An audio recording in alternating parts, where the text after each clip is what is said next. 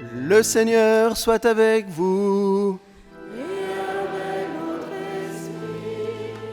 Évangile de Jésus-Christ selon saint Marc.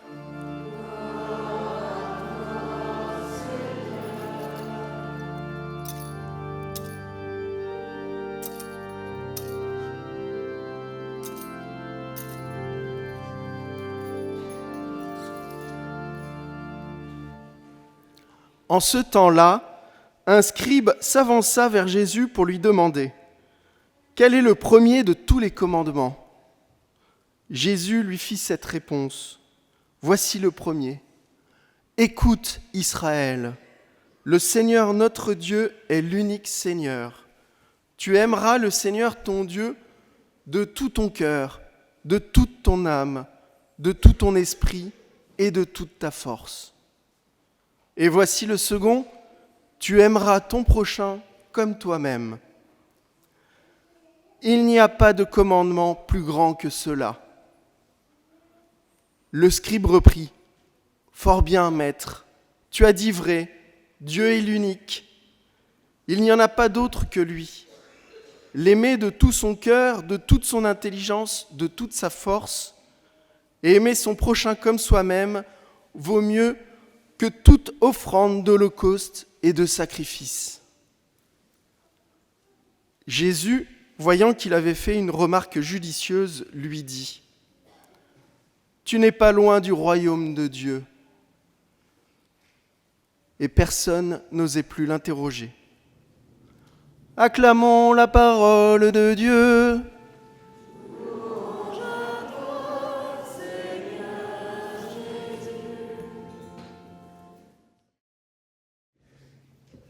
Qu'est-ce que le scribe a si bien compris ?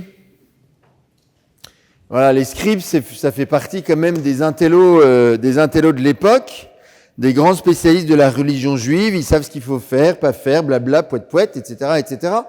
Lui semble avoir une compréhension particulièrement fine, puisque Jésus lui dit « Tu n'es pas loin du royaume des cieux ». En fait, ce qu'il a compris, c'est que le respect de la loi, les sacrifices et les holocaustes, est soumis à un primat plus grand, qui est le primat de l'amour. Tu aimeras ton Dieu de tout ton cœur, de toute ton âme, de toute ta force, et ton prochain comme toi-même. Et ton prochain comme toi-même. Jésus apporte une nouveauté en mettant vraiment à égalité ces deux commandements, l'amour de Dieu, l'amour du prochain et l'amour de soi. Mais le scribe, lui, a bien compris, et c'est ce que Jésus lui dit, à partir du moment où tu as compris le primat de l'amour et que ton respect de la loi se fait dans ce primat de l'amour, alors tu n'es pas loin du royaume de Dieu. La loi, elle est là pour nous permettre d'aimer en acte et en vérité et pas seulement en mots. Nous le savons, un amour qui se contente de grandes intentions ou de mots, nous voyons bien qu'il manque quelque chose. Voilà, c'est un peu la personne qui est hyper amoureuse de quelqu'un mais qui ne la voit jamais, qui ne l'appelle jamais. C'est ce que je dis quand les gens me disent qu'ils sont catholiques non pratiquants. Je leur dis, c'est super, vous êtes amoureux de quelqu'un dont vous ne prenez jamais de nouvelles. C'est cool, ça lui fait une belle jambe. De fait, l'amour appelle des actes. Et nous le savons profondément dans notre expérience humaine. Nous le savons profondément. Et toute la recherche médicale sur la vie in utero le montre. Combien l'enfant, déjà dans la vie in utero, est sensible aux gestes d'amour de ses parents.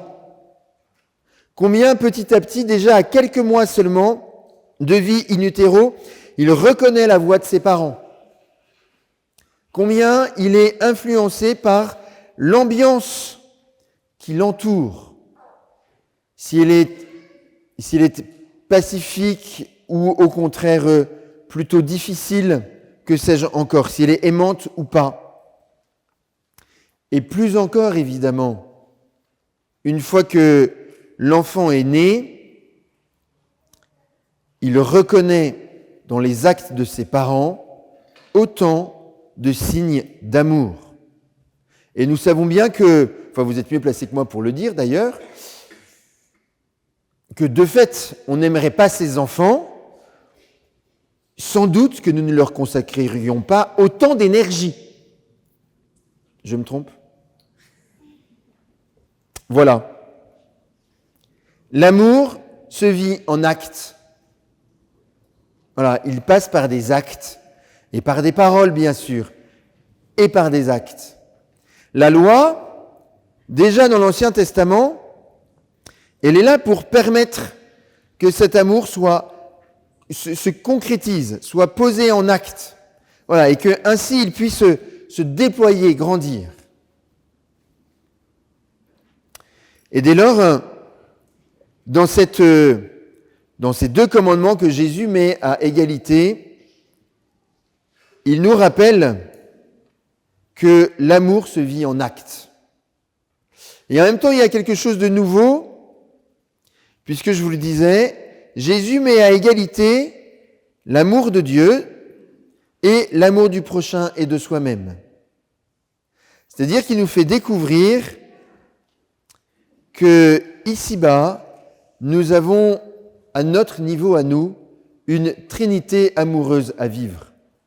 Celle de Dieu, celle de notre prochain et celle de nous-mêmes.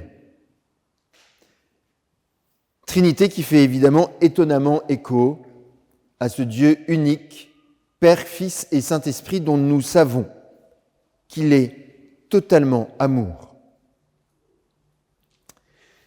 Et dès lors, si on creuse un peu tout cela, nous savons que l'amour de Dieu passe dès lors par tout cet aspect essentiel de notre vie de foi qui est la vie de prière, vie prière de communautaire, liturgique que nous vivons maintenant, vie de prière personnelle.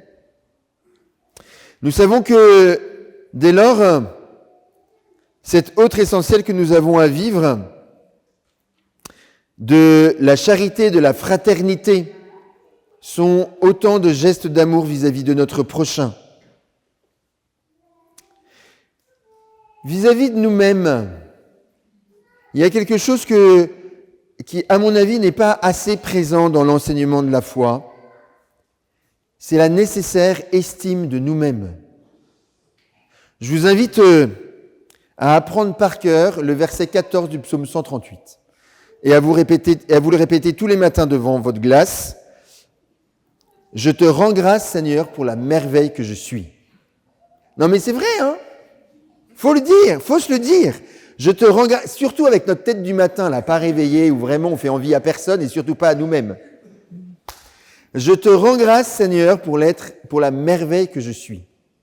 Ça vaut vraiment la peine. Nous sommes le premier don que Dieu nous fait. Nous ne sommes pas le premier boulet que Dieu nous donne. Nous sommes le premier don que Dieu nous fait.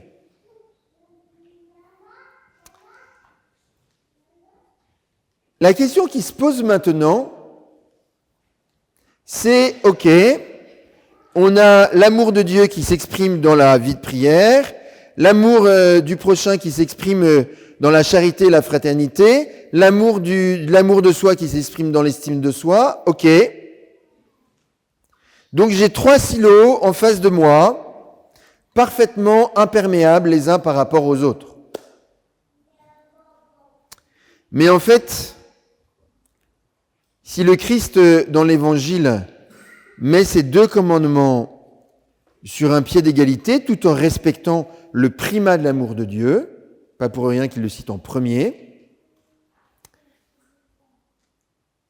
c'est parce que c'est le Christ qui fait l'unité de tout cela. Nous l'avons entendu dans la première lecture, dans la deuxième, le Christ est le grand prêtre qu'il nous fallait. Il a connu notre condition humaine en toutes choses, excepté le péché. Aujourd'hui, il est celui qui nous fait passer de la vie terrestre à la vie avec le Père, pour tous ceux qui veulent bien le suivre. Jésus est le grand prêtre parfait parce qu'il est à la fois notre frère dans son humanité et notre Dieu dans sa divinité. Il est dès lors celui qui nous fait découvrir que la prière est aussi un acte de charité. Nous l'avons découvert, ou plutôt nous l'avons célébré et recélébré vendredi en la fête de la Toussaint et puis hier au moment de la messe de la commémoration des fidèles défunts. Prier pour nos défunts, croire que les saints prient pour nous, prier les saints pour que notre relation à Dieu s'ouvre, grandisse et se développe, pour que nos défunts puissent entrer dans la vie de Dieu, c'est un acte de charité. Et dès lors, la charité, la fraternité deviennent aussi des actes de prière, lorsqu'ils sont vécus dans cette dynamique de l'amour. Et nous découvrons également que l'estime de soi est un acte de prière. Je te rends grâce, Seigneur, pour la merveille que je suis. Action de grâce qui me tourne vers Dieu et qui me remet à ma place face à Dieu dans toute ma grandeur et en même temps dans toute ma petitesse. Sans Dieu, je ne serais rien. Prenons le temps maintenant de nous poser la question, dans ce primat de l'amour, dans cet amour de Dieu, amour du prochain, amour du soi-même, dans cette vie de prière, dans cette vie fraternelle et charitable, dans cette vie d'estime de soi, où est-ce que j'en suis ? Qu'est-ce qui a besoin d'être consolidé ? Par quel biais est-ce que je vais venir nourrir tel ou tel autre aspect qui est peut-être un peu fragile ?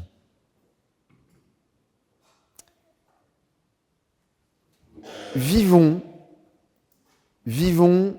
les commandements de Dieu dans l'amour de Dieu, du prochain et de nous-mêmes.